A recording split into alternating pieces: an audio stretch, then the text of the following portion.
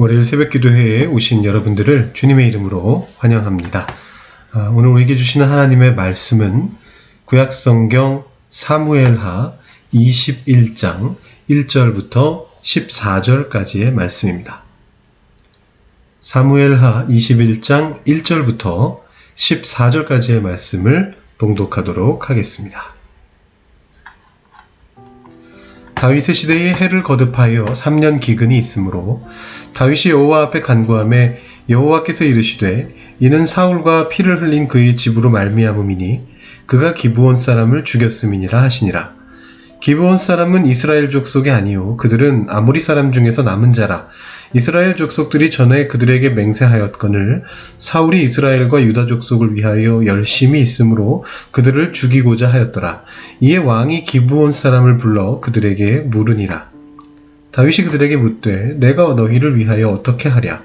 내가 어떻게 속죄하여야 너희가 여호와의 기업을 위하여 복을 빌겠느냐 하니 기브온 사람이 그에게 대답하되 사울과 그의 집과 우리 사이의 문제는 은금에 있지 아니하오며 이스라엘 가운데에서 사람을 죽이는 문제도 우리에게 있지 아니하니이다 하니라.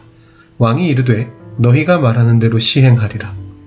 그들이 왕께 아뢰되 우리를 학살하였고 또 우리를 멸하여 이스라엘 영토 내에 머물지 못하게 하려고 모해한 사람의 자손 7사람을 우리에게 내주소서. 여호와께서 택하신 사울의 고을 기브아에서 우리가 그들을 여호와 앞에서 목매어 달겠나이다 하니 왕이 이르되 내가 내주리라 하니라. 그러나 다윗과 사울의 아들 요나단 사이에 서로 여호와를 두고 맹세한 것이 있으므로 왕이 사울의 손자 요나단의 아들 무비보셋은 아끼고 왕이 이에 아야의 딸 리스바에게서 난 자 곧 사울의 두 아들 알모니와 무비보셋과 사울의 딸 메랍에게서 난 자 곧 무홀라 사람 바르실레의 아들 아드리엘의 5 아들을 붙잡아 그들을 기브온 사람의 손에 넘기니 기브온 사람이 그들을 산 위에서 여호와 앞에 목매어 달매 그들 7사람이 동시에 죽으니 죽은 때는 곡식 베는 첫날 곧 보리를 베기 시작하는 때더라. 아야의 딸 리스바가 굵은 배를 가져다가 자기를 위하여 바위 위에 펴고 곡식 베기 시작할 때부터 하늘에서 비가 시체에 쏟아지기까지 그 시체에 낮에는 공중에 새가 앉지 못하게 하고 밤에는 들짐승이 범하지 못하게 한지라. 이에 아야의 딸 사울의 첩 리스바가 행한 일이 다윗에게 알려지매 다윗이 가서 사울의 뼈와 그의 아들 요나단의 뼈를 길르앗 야베스 사람에게서 가져가니 이는 전에 블레셋 사람들이 사울을 길보아에서 죽여 블레셋 사람들이 벳산 거리에 매단 것을 그들이 가만히 가져온 것이라. 다윗이 그곳에서 사울의 뼈와 그의 아들 요나단의 뼈를 가지고 올라오매 사람들이 그 달려 죽은 자들의 뼈를 거두어다가 사울과 그의 아들 요나단의 뼈와 함께 베냐민 땅 셀라에서 그의 아버지 기스의 묘에 장사하되 모두 왕의 명령을 따라 행하니라.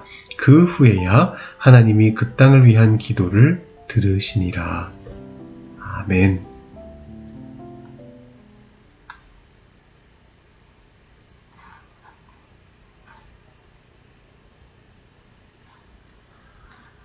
네, 오늘 우리가 읽은 말씀은 사무엘하 21장에 나오는 말씀입니다. 앞에 시작하면서부터요, 지금 굉장히 난처한 상황이 왔다라는 것을 보시게 됩니다. 다윗의 시대에 해를 거듭하여 3년 기근이 있으므로 이렇게 되어 있습니다. 고대 사회에서 3년 동안 기근이 든다라는 것은요, 아주 심각한 위기를 말하는 것이죠. 성경에 보면 아합과 엘리야의 사건에서도 3년 동안 비가 오지 않았다라고 얘기를 합니다. 왜 3년인가 이런 생각이 드실 수가 있는데 이거 한번 생각해보면 그럴싸합니다. 생각해보면 기근이 든 그 첫 해에는 일단 올해 기근이 드네 라는 걸 느낄 수 있을 거 아니에요. 그러면 일단 전해에 이제 수확한 것을 먹으면서 좀 아껴야겠구나, 먹는 양을 줄이고 이렇게 버텨내겠죠. 그렇게 줄여낸 것을 가지고 남겨놓은 것을 가지고 그 다음 해까지는 어떻게 버틸 수 있을 것 같아요. 2년 정도가 딱 버틸 만한 어떤 시간이라는 생각이 듭니다. 그런데 2년 내내 비가 오지 않고 다시 3년째까지 비가 오지 않으면 이제는 진짜 비가 오지 않으면 다 굶어 죽는 수밖에 없는 거죠. 그 해에는 수출이 나와야 되는 거예요. 근데 만 3년이 아니더라도 3년째가 되도록 비가 오지 않는다? 그러면 이제 뭔가 특단의 대책이 필요한 시점이 왔다라는 그런 뜻이 되는 겁니다.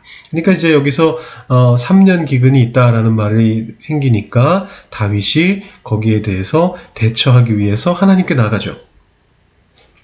여호와 앞에 간구하자 여호와께서 답을 주셨습니다. 이것도 아마 전에 한번 말씀드렸던 것처럼 단순히 하나님께 기도를 해서 답을 얻었다 이런 개념이라기보다는 우림과 둠밈을 이용했던지 어떤 방법을 통해서 하나님의 뜻을 찾는 어떤 그런 일을 했다는 그런 말로 읽혀집니다. 근데 그 여쭤보았을 때 답이 뭐였느냐 하면 이전의 왕이었던 사울이 기브온 사람들에게 폭력을 휘둘렀다는 것입니다. 기브온 사람들을 이스라엘 땅으로부터 몰아내려 했고 그러기 위해서 사람들을 죽였는데 그 무죄한 피 때문에 비가 내리지 않고 있다라고 하나님이 그렇게 말씀을 하셨습니다. 땅이 무죄한 피를 머금으면 소출을 내지 않는 것은 성경에 나오는 하나님의 벌 중에 하나죠. 이것을 해결하기 위해서는 이제 기브온 사람들이 마음을 바꿔줘야 되는데, 그래서 다윗이 기브온 사람들한테 물어봤더니 이 기브온 사람들이 원했던 것은 뭐냐 하면 그 사울의 후손을 죽이겠다라는 것입니다. 7명을 죽이면 우리가 마음이 풀릴 것 같습니다. 이렇게 이야기를 합니다. 오늘날의 시각으로 보면은 뭐 그렇게까지 하냐라는 생각이 드실 수가 있겠습니다만 이것은 피해 복수라고 불리는 건데 아주 정당한 요청입니다. 그 당시 문화 속에서는 아주 정당한 요청입니다. 기본 사람들도 그렇게 말을 합니다만 이것은 애초에 은금으로는 해결할 수 있는 문제가 아니에요. 돈 주고 해결할 수 없습니다. 이 당시 사람들은 불가능합니다. 오늘날에는 상해를 일으키더라도 합의를 해서 합의금을 받고 이렇게 지나가고 이런 일들이 가능하겠습니다만 자본주의 사회니까. 그러나 이 당시 사회 사람들에게 있어서는 말도 안 되는 일입니다. 무죄한 피를 흘렸다면 이건 피로 갚아야 되는 거예요. 근데 문제는 이 기브온이 처해 있는 상황이죠. 이 기브온은 이스라엘 민족이 아니란 말입니다. 우리가 여호수아에서 이 기브온 사람들이 어떻게 이스라엘 안으로 편입되는가에 대해서 보게 되는데 이스라엘 민족이 아니에요. 오늘 본문에도 나오죠. 아모리 사람 중에 남은 사람이다 이렇게 얘기를 하는데요. 이 사람들이 물론 이스라엘 사람들과 오랜 세월 살아왔고 이스라엘 사람들 안에 동화돼서 살아왔지만 그럼에도 불구하고 기브온은 이스라엘 민족이 원래 아니었기 때문에 동등한 대우를 받을 수가 없는 겁니다. 이스라엘 백성들과. 오늘날 우리들도요, 저희들 한인들도 사실은 이민자들 아닙니까? 캐나다 땅에 온 손님이죠. 알게 모르게 차별당한다는 겁니다. 우리는 그래도 시대가 바뀌어서 어떤 인권이라는 걸 굉장히 중요시하는 그런 시대니까 알게 모르게 받는 차별이 당연히 있습니다만 없는 것은 아닙니다만 그래도 제도적으로는 원칙적으로는 그래도 우리는 대등한 존재다라는 어떤 그런 거라도 있지만 이 당시에는 그런 거 아무것도 없었던 거죠. 아주 더했던 겁니다. 그래서 거기서 이제 기브온 사람들이 이스라엘 가운데서 사람을 죽이는 문제는 자기들과는 무관한 문제입니다. 이렇게 얘기를 하는 거예요. 정확히 말하면 무관한 게 아니고 상관없는 게 아니고 그들이 할 수 없다는 거죠. 복수를 하기 위해서는 사울의 자손들을 죽여야 되는데 이 사울의 자손들은 이스라엘 사람들이고 자기들은 거기서 차별당하고 있는 기브온 사람이기 때문에 우리는 그들을 죽일 수가 없습니다. 이렇게 얘기하는 겁니다. 그랬더니 다윗은 지금 3년 기근의 해결을 봐야 됐거든요. 그래서 이렇게 얘기합니다. 너희들이 원하는 대로 해주겠다. 그 결과로 사울의 후손 7명이 기브온 사람들에게 이제 죽게 되죠. 거기 6절에 보시면 그들이 어디서 죽었는가? 사울의 고을 기브아에서 죽일 것이다라고 이제 이 기브온 사람들이 말을 하는데요. 아마 실제로는 기브온에서 일어난 일인 것 같아요. 제가 토요일날 그 새벽 기도 말씀드리면서 잠깐 말씀드렸던 것처럼 이 사무엘서는 현재 우리가 가지고 있는 히브리어 원문이 사실은 전해지는 과정 속에서 좀 문제가 발생했거든요. 그래서 사실 아예 그 원본이 처음 쓰여졌을 때 무엇으로 적혀 있었는지가 분명하지 않은 부분들이 꽤 많습니다. 사무엘서는 그게 많은데 6절도 사실 그런 것 중에 하나예요. 그래서 여기에 지금 기브아라고 나오지만 기브아하고 기브온이 한국말로도 느껴지시겠습니다만 자음이 비슷하거든요. 그리고 그 앞에 나오는 여호와께서 택하신 이런 표현이 나옵니다. 여호와께서 택하신 사울의 고을 기브아 이렇게 되어 있는데 이 여호와께서 택하신이라는 표현도 본문이 좀 불확실한데 학자들에 따라서는 이것은 하나님의 산이란 뜻이다. 여호와의 산이라는 단어다라고 그렇게 보는 경우들이 있습니다. 9절에도 산이 등장하거든요. 산 위에서 그들을 죽였고 산 위에 여호와 앞에서 그들의 목을 메어 달았다 이렇게 나오는데요. 그래서 이제 여기가 기브온에 있는 산이다라고 많은 학자들이 생각을 하고 그 산이 바로 기브온 산당이 있었던 자리다라고 그렇게 생각을 합니다.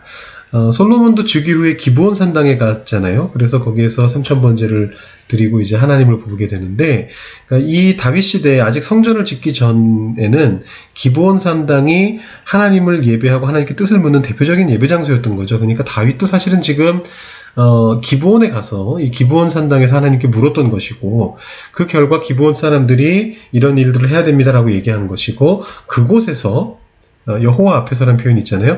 그 기브온의 산당에서 산당 앞에서 이 사울의 자손들이 죽는 일이 벌어진 것이다라고 해석하는 것이 맞는 것 같습니다.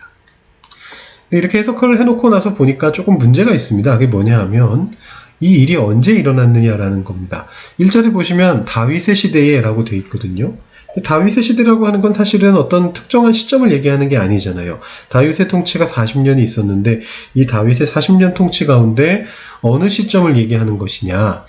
이 사무엘하 21장은 일종의 다윗 시대에 대한 부록 같은 겁니다. 다윗에 대한 이야기를 쭉 해온 다음에 이제 마지막으로 부록처럼 덧붙이고 있기 때문에 이 내용은 사실은 연대기적인 순서를 따르고 있지 않습니다. 그러니까 21장의 사건이 20장 뒤에 일어났을 것이다라고 말할 수 없다라는 것이죠. 연대와 상관없이 어떤 사건이 다윗 시대에 있었어 라고 하면서 이 얘기를 전해주는 건데요. 힌트는 있습니다. 9장 1절을 보시면 이런 표현이 나옵니다. 다윗이 이르되 사울의 집에 아직도 남은 사람이 있느냐? 내가 요나단으로 말미암아 그 사람에게 은총을 베풀리라 이렇게 되어 있는데요. 여기서 보면 9장에서 이미 사울의 자손 중에 요나단의 아들 무비보셋을 제외하면 남은 사람이 없었던 것 같거든요. 설령 있었다 할지라도 소수였을 것 같아요. 눈에 띄지 않았을 거라는 겁니다. 그런데 지금 21장에서 7명이나 되는 자손이 갑자기 나타나는 거죠. 그래서 이제 많은 학자들이 아마 이 21장의 사건이 9장보다 더 먼저 일어나는 것 같다라고 그렇게 생각을 하는 겁니다. 근데 그렇게 이해하면 16장에서 다윗이 압살롬의 반란을 피해서 도망갈 때 시므이가 다윗을 저주하는 장면이 나오는데 거기에서 이렇게 얘기하거든요. 사울의 족속의 피를 다윗이 흘렸다. 그래서 너희들이 이렇게 된 거다. 너가 이렇게 된 거다. 그 7절 8절에 나옵니다. 시므이가 저주하는 가운데 이와 같이 말하니라. 피를 흘린 자여 사악한 자여 가거라 가거라. 사울의 족속의 모든 피를 여호와께서 내게로 돌리셨도다. 이제 아마 이 16장보다도 먼저 아까 말씀드린 9장보다 먼저 다윗 통치 초반에 어쩌면 이 일이 일어난 것 같다라고 이제 학자들이 해석을 하는 거죠. 쉽게 이해는 되고 설명이 되는 그런 부분입니다. 어쨌든 이제 그 결과로 인해서 사울의 자손들이 죽게 되죠. 그러고 나면 비가 내려야 되잖아요. 근데 내리지 않습니다. 사울의 첩이었던 리스바가 자기 아들들의 시체를 온전히 보존하기 위해서 새를 쫓으면서 그 앞에서 계속 기다렸거든요. 다윗이 그 이야기를 전해 듣고 그 시체들을 거두어서 이미 먼저 죽었던 사울과 요나단의 뼈와 함께 장사를 지내고 난 뒤에야 비로소 하나님께서 응답하셨다. 비가 내리기 시작했다라고 그렇게 기록이 되고 있습니다. 오늘 이 이야기 속에서 느껴지는 바가 있으십니까? 저는 오늘 이야기 속에서 약자들에 대한 관심을 보게 됩니다. 이 이야기 속에 지금 많은 약자들이 등장하고 있거든요. 우선 기브온 사람들이 등장하죠. 이 기브온 사람들은 오늘날 우리와 같은 이민자들보다도 더 힘겨운 삶을 살아가고 있었던 이스라엘이라는 나라 안에 존재하고 있었던 이방인이었습니다. 누가 봐도 분명한 약자입니다. 사회적인 약자죠. 그들의 피를 사울이 흘렸는데 그들의 피를 흘린 죄에 대해서 아무도 심각하게 생각하지 않았습니다. 그 사람들은 피 흘려도 되는 존재라고 생각했습니다. 하나님이 기근을 주시기 전까지는 그렇게 생각했다라는 것입니다. 그리고 나서 기브온 사람들이 원수를 갚았는데 그러고 난 뒤에도 바로 비가 내리지 않습니다. 비록 사울의 자손들이 죽은 것은 그 당시 문화에 따른 피해 복수로 잘못된 것은 아니었는데 그럼에도 불구하고 이 사건을 통해서 원래 복수라는 게 그런 거거든요. 복수가 다시 복수를 낳고 복수가 다시 복수를 낳는 것인데, 이 사건으로 인해 그 당시 사회의 또 다른 약자였던 여성인 리스바가 자기 자식이 죽게 되는, 그들의 잘못도 아니고 그 부모의 부모의 잘못으로 죽게 되는 어떤 그런 가슴이 찢어지는 아픔을 겪게 되는 거죠. 그리고 그 상황 속에서 그 시체를 어떻게든지 건지기 위해서 가진 노력을 기울이는 그런 장면들이 나옵니다. 그녀의 아픔까지, 리스바의 아픔까지 감싸 안은 뒤에야 비로소 기근이 끝나게 되고 하나님이 내리시는 비가 오게 되는 것이죠.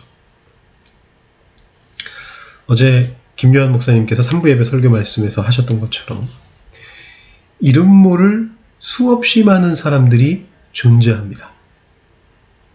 우리 교회 안에도 존재하고요. 세상 속에도 존재합니다. 크리스천들은 그들의 목소리를 듣기 위해서 그들에게 관심을 기울여야만 합니다. 그런 존재가 돼야만 합니다. 크리스천들은 그래야만 합니다. 왜 그러냐 하면 하나님이 하셨고 예수님이 하셨기 때문에. 기브온 사람들의 목소리가 들리게 만들기 위해서 하나님이 기근을 내리시고, 리스바의 그 목소리가 들리게 만들기 위해서 그 모든 일이 다 끝난 뒤에도 하나님께서 비를 내리시지 않으셨던 것처럼 하나님이 그런 일을 하시는 분이시기 때문에 우리도 해야 됩니다. 하나님이 하셨고 예수님이 하셨던 그 일들을 우리도 해내야만 합니다. 우리가 먼저 나서서 하지 않으면요, 기근이 온다고요. 하나님이 기근을 내리실 때까지 기다리면 안 돼요. 어쩌면 우리 교회에 하나님께서 이미 기근을 내리신 것일 수도 있어요. 우리가 그러지 않았기 때문에, 우리가 그들에게 관심을 기울이지 않았기 때문에, 우리가 그들의 목소리를 듣지 않았기 때문에, 그들의 아픔을 우리가 감싸 안지 않았기 때문에. 그것을 해결하기 위해서는 우리가 먼저 적극적으로 그들의 목소리를 찾고 귀 기울이고 문제를 해결하기 위해서 우리의 최선을 다해야만 합니다. 그래야만 할 것입니다. 오늘 말씀을 생각하시면서 우리가 기도하면서 나아가기를 원합니다. 우리 주변에 목소리가 들리지 않고 있는 약자가 있다면 그 사람들은 누구인가? 우리 교회 안에 그런 약자가 있다면 그 사람은 누구일까? 세상 속에, 나의 주변에, 나의 가족들에게, 나의 이웃들 속에서 그 목소리가 들려야만 하는데 들려지지 않고 있는 그런 어려운 이들이 있다면, 약자들이 있다면, 사회적 약자들이 있다면 그들은 누구일까? 내가 어떻게 그들의 목소리를 들어주기 위해서 나의 최선을 다할 수 있을 것인가? 생각해 보시고, 조용히 묵상해 보시고, 생각나는 그들, 하나님께서, 성령님께서 여러분 마음속에 생각나게 하시는 그들의 목소리를 듣기 위해서 그들에게 다가가시고 그들에게 전화하시고 그들의 말들을 들어주시고 하는 그런 하나님의 사역들을 해나가시는 토론토 장로교회 모든 성도님들 되시기를 주님의 이름으로 축원합니다. 제가 기도하고 여러분 음악이 나오는 동안 계속해서 기도하고 돌아가시겠습니다. 기도하겠습니다. 하나님 감사합니다. 오늘 다윗의 시대 어느 한 시점에 일어났던 3년의 기근을 하나님께서 그리고 다윗이 어떻게 해결하는가를 살펴보았습니다. 하나님께서 기근을 내리시기 전까지 아무도 기브온 사람들의 그 아픈 목소리를 듣지 않았고, 하나님께서 비를 내리시기 전까지 아무도 이 여성인 리스바의 가슴 찢어지는 그 아픔의 소리를 듣지 않았던 것을 보게 됩니다. 우리의 삶 속에서도 그런 일들이 있는 것을 우리가 깨닫게 됩니다. 우리 주변에 있는 사람들 속에서, 우리 교회 안에서, 우리 세상 안에서 목소리가 들리지 않고 있는 약자들, 우리가 귀를 기울여야만 할, 관심을 기울여야만 할 그 약자들이 누구인지를 생각하기를 원합니다. 우리 삶 속에 있는 그들의 목소리를 우리가 들어주게 되기를 원합니다. 그들의 목소리를 듣고 그들의 아픔을 위로하고 그들의 슬픔을 신원하는 일들이 일어나게 되기를 원합니다. 하나님의 종인 우리들을 통하여서 하나님의 그 사역들이, 예수님의 그 사역들이 우리 삶 속에서도 일어날 수 있도록 우리가 최선을 다해 그들을 찾고 그들에게 귀를 기울이는 그런 저희들 되게 하여 주시옵소서. 오늘 하루의 삶을 주님 받으시고 오늘 하루의 삶을 통해 우리를 통하여 예수님의 위로의 목소리가 우리 주변에 전달될 수 있도록 함께하여 주시옵소서. 감사드리며 예수님의 이름으로 기도드립니다. 아멘. 오늘도 주님 안에서 승리하시는 삶을 사실 수 있기를 바랍니다.